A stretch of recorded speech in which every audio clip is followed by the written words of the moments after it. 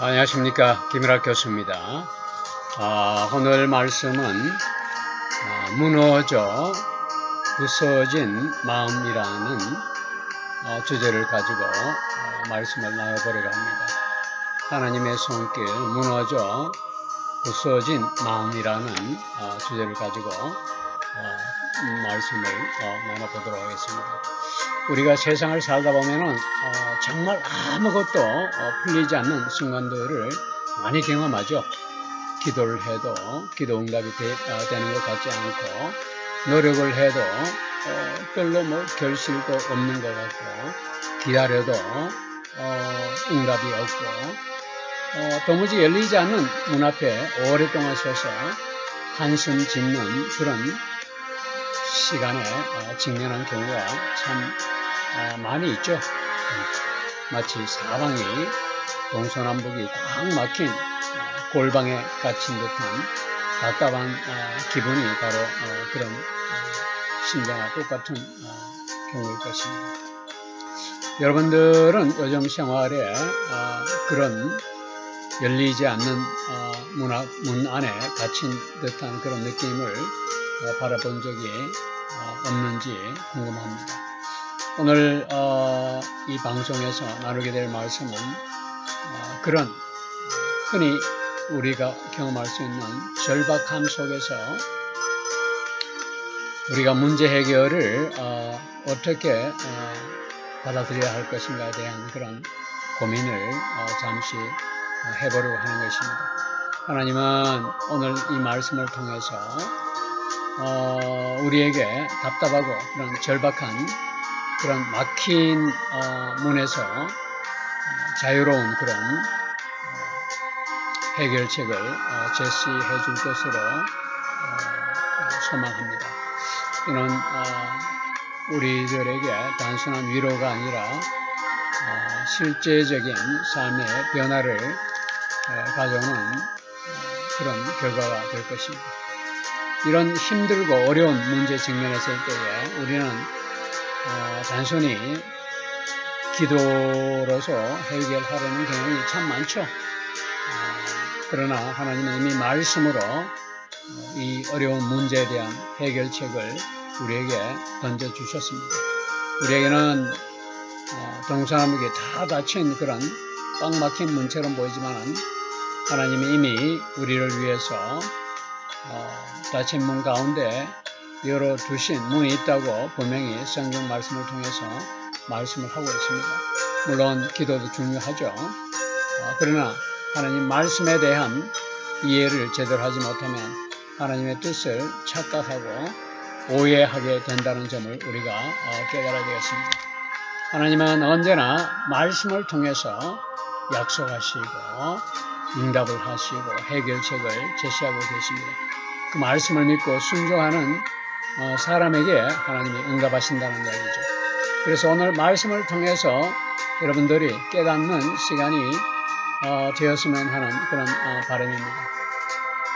어쩌면은 여러분 모두가 여러분 일상적인 삶 가운데 숨겨진 그런 해결책도 이 영상 안에서 들어있을지도 모른다는 그런 생각을 해봅니다.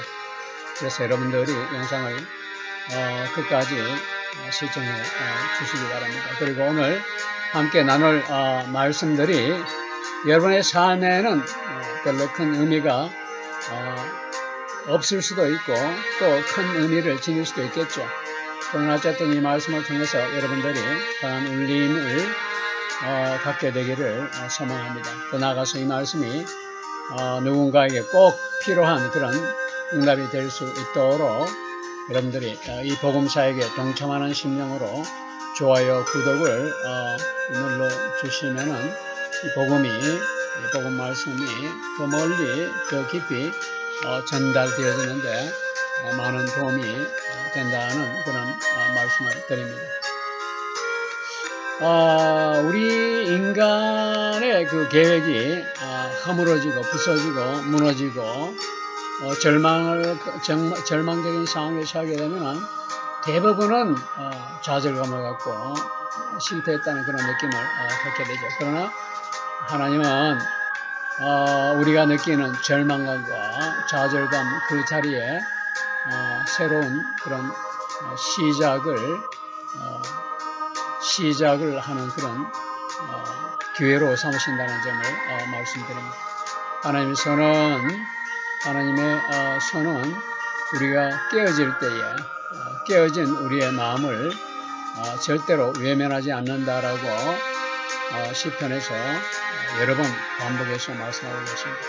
오히려 깨어지지 않고 흠이 없이 완전한 그릇보다는 깨어지고 낮아지고 부서진 마음을 갖고 있는 그런 그릇을 사용해서 하나님이 의도하시는 그런 계획을 완성한다고 이렇게 이야기하고 있습니다.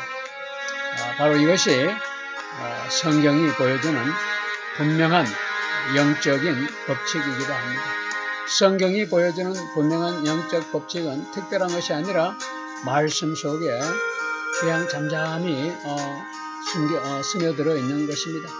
우리가 말씀을 잘 분별하면 이런 영적인 법칙을 우리가 쉽게 이해할 수가 있습니다. 다윗의 경우를 우리가 생각해 봅시다. 다윗은 이런 진리를 자신의 삶을 통해서 직접 체험한 사람들 가운데 한 사람입니다. 다윗은 전쟁에서 승리를 했죠. 또 하나님을 성실하게 예배하는 사람이었습니다. 그러나 밧세바 사건 이후에 그가 저질렀던 그런 음란의 죄악들이 온 세상에 다 드러나게 되었고 왕으로서의 체면과 권위와 위세는 바닥을 쳐서 회복 불가능한 그런 상태로 추락을 했습니다. 그러나 바로 무너지고 부서지고 허물어지고 깨진 그 한가운데에서 다윗은 진심으로 변명함이 없이 진심으로 자신의 죄를 그대로 다 드러내고 하나님 앞에 진지하게 절박한 심령으로 회개를 했습니다. 그는 시편 51편에서 이렇게 고백을 하고 있습니다. 하나님이 구하시는 제사는 상한 심령이라 상하고 통회하는 마음을 주께서 외면하지 않으신다 이렇게 고백을 하고 있습니다. 우리가 삶 가운데 회개를 망설이고 회개를 불편한 그 마음으로 받아들이는 경향이 있는데 회개함이 없이는 하나님과의 친밀한 관계를 절대로 나아갈 수가 없습니다. 회개 없이는 하늘나라와 전혀 상관없습니다. 회개 없이는 우리가 하늘나라 백성이 되는 것은 반드시 회개를 통해서 우리 삶 가운데 회개를 통해서 삶으로 살아내는 것으로 증명이 되어야 되는 것입니다.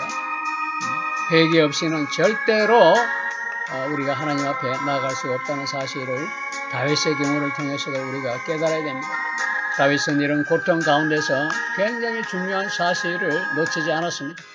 상한 마음과 부서진 다윗의 심령은 하나님 앞에서 가장 귀중하고 귀중한 재물이 되었다는 사실을 우리가 눈여겨보아야 한다는 것입니다. 우리는 어떤 일을 시작하기 전에는 모든 일이 완벽해져야 된다라고 생각하는 것이 절대 다수입니다. 환경이 완벽하게 갖춰져야 어떤 일을 새롭게 시작할 때 자신감을 가지고 덤벼듭니다. 마음이 정돈되어야 새로운 일을 할 수 있는 그런 자세가 된다는 것이죠. 실수할 여지가 없어야 돼요. 어떤 일을 시작할 때. 그렇지 않으면 우리는 망설이고 두려워서 새로운 일에 쉽게 뛰어들지를 못한다는 이야기입니다. 그러나 하나님은 인간의 조건이 모두 무너지고 허물어지고 부서지고 깨어졌다고 하더라도 아무도 할 수 없는 상태에서 하나님의 일을 시작합니다. 하나님이 세우자 하는 건축 일을 시작하신다는 이야기예요. 이사야 57장을 보니까 하나님은 누구와 함께 하시는지를 분명히 말씀하고 있습니다. 나는 높고 거룩한 곳에 거하며 또한 통회하고 마음이 겸손한 자와 함께 거하여 이렇게 적고 있습니다. 하나님은 우리의 마음이 부서지고 허물어지고 깨어지고 자아가 낮아지고 자아가 놓음을 받고 자아가 깨어져 낮아지고 낮아질 때 겸손해질 때에 우리와 함께 하신다는 이야기입니다. 다시 말해서 마음이 무너진 자리에 하나님이 임재할 공간이 생기고 하나님이 개입할 여지가 마련된다는 말입니다. 하나님은 우리가 절망감에 빠져서 이제 다 세상 끝났다, 모든 것이 끝나버렸다, 모든 것이 절망적인 상태이다, 내가 할 수 있는 일은 아무것도 없다, 나는 무능하고 아무런 어떤 일을 할 수 있는 아무런 능력도 없다라고 이렇게 절망적인 상황에서 고백을 할 때에, 탄식하고 고백을 할 때에 하나님이 개입하십니다. 스스로 무엇인가를 하려는 의지를 내려놓지 않으면 하나님은 절대로 개입하지 않습니다. 하나님은 우리가 스스로 모든 것을, 자아를 포함해서 우리의 자존심, 우리가 가진 모든 것, 권력, 명예욕, 지위 다 내려놓았을 때 하나님이 개입할 수 있는 공간이 생기고 자리가 생긴다는 것입니다. 우리가 갖고 있는 소유물이 많을 때에는 절대로 하나님을 의지하지 않습니다. 하나님과의 거리가 좁혀지지 않는다는 이야기입니다. 우리는 고통은 다가올 때 피하고 싶어하는 것이 본능입니다. 우리는 연약하기 때문에 고통을 체험하기를 원치 않습니다. 누구도 아픔을 스스로 자발적으로 수용하고 받아들여야 하는 사람은 없지요. 그러나 삶이 고요하고 안정적일 때는 우리가 하나님의 음성에 대해서 굉장히 둔감하죠. 그러나 고통 가운데서는 하나님의 음성이 명료하게 들리는 것을 우리 삶 가운데서 많이 체험하고 있습니다.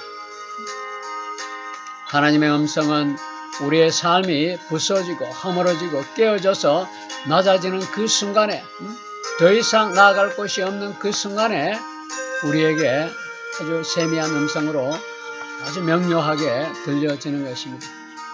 모든 것이 흔들리고 절망적인 상황에서 고통 가운데 있을 때, 견딜 수 없는 아픔과 절망 가운데 직면할 때에 하나님의 음성과 개입은 명확하게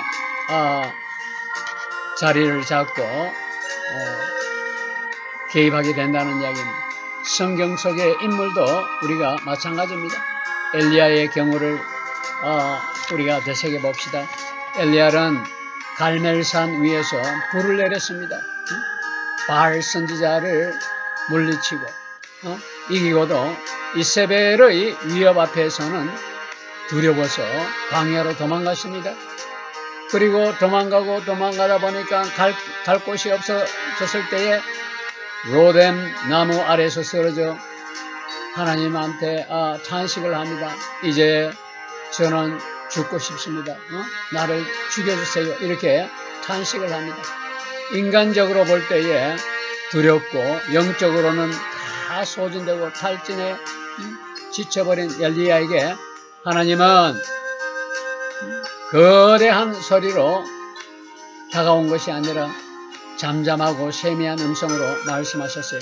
열왕기상 12장 19절 말씀에서 보니까 불 가운데서도 여호와께서는 계시지 아니하시더니 불 후에 세미한 음성이 있는지라 이렇게 적고 있습니다.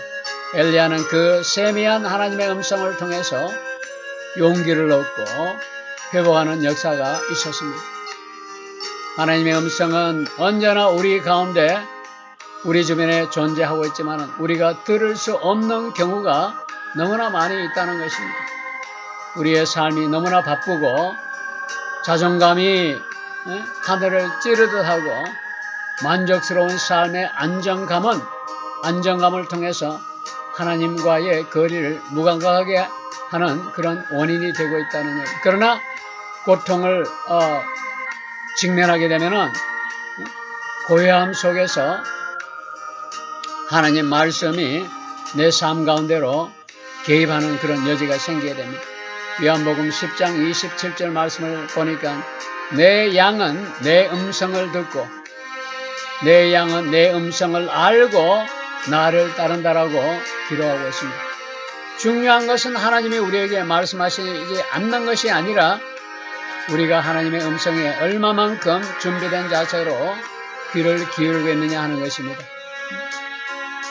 우리의 고통이 깊어지면 깊어질수록 그건 단지 고통으로 그치는 것이 아니라 우리의 생각이 그 고통 가운데서 정지되고 멈추기 시작합니다. 고난 앞에서는 하나님을 향한 절박한 부르짖음으로 그 마음이 바뀌게 되죠. 기도가 달라지고 말이 달라지고 행동이 달라지고 삶이 달라지고 태도가 달라진다는 이야기입니다. 하나님은 왜 이런 부서지고 무너지고 허물어진 고통 가운데서 우리에게 개입하시고 일하시는 것인지 그 질문에 대한 답은 아주 간단합니다. 우리가 겪는 고통은 우리의 마음의 상태를 열고 귀를 열어 제끼고 우리의 시선이 하나님께 고정되게 되고 우리의 교만한 마음이 낮아지게 되는 데 있다는 것을 우리가 알 수가 있습니다. 이처럼 하나님은 우리가 부서지고 무너지고 허물어진 고통 가운데 다가오십니다. 말씀과 기도와 사람을 통해 말씀하시기도 하고 잠잠한 목소리, 음성으로 우리에게 말씀하시기도 합니다. 그러나 우리가 그런 고통에 직면해 있을 때, 어려운 가운데 직면해 있을 때 하나님께서는 우리에게 질문을 하십니다. 너는 너희 하나님의 선하심을 신뢰하고 믿고 따르고 있는가? 이런 질문을 하고 있습니다. 이와 같이 고통은 우리 모두에게 힘들고 어렵고 슬프고 비통한 그런 경험이지만 하나님의 음성을 듣기에는 가장 순수한 상태가 됩니다. 하나님이 개입하시는 그 가장 순수한 그런 자리가 마련된다는 이야기입니다.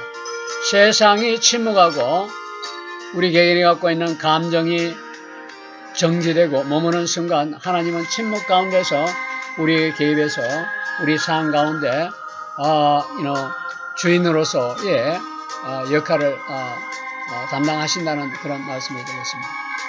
오늘 우리가 부서지고 무너지고 허물어지고 낮아질 때에 하나님의 은혜를 체험할 수 있는 그런 은혜가 여러분 모두에게 임하기를 바랍니다. 이 말씀을 통해서 여러분 모두가 마음의 울림을 경험했을 것으로 생각합니다.